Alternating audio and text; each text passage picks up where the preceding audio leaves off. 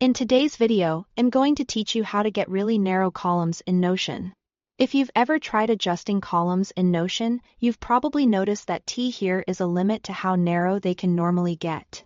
This can be frustrating when you want a cleaner layout, a slim sidebar, or just more control over how your page is organized.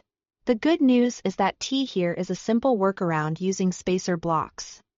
And once you know it, it's very easy to repeat. To begin, create your columns the normal way. Type /column, then choose the number of columns you want to work with, such as 3 columns. This gives you the basic structure of the page and lets you decide which column you want to make extra narrow. At this stage, don't worry if the columns still look evenly sized. That's expected.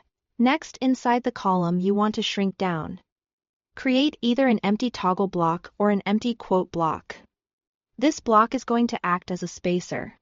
The reason this works is that Notion allows these kinds of blocks to be compressed more than many other block types, which makes them useful for creating very slim columns. Once that spacer block is in place, go to the edge of the column next to it and drag it inward to squeeze the column with the toggle or quote block.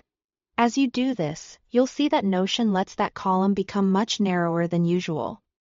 You can keep adjusting until it reaches the width you need.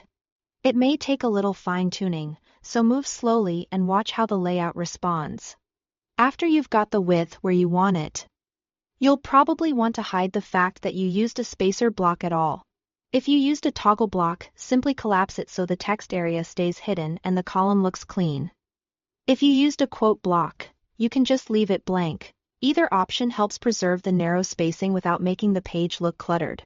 This is a handy layout trick for dashboards, aesthetic page designs, or any setup where standard Notion columns feel too wide. If the spacing shifts later, just drag the column edge again and readjust it.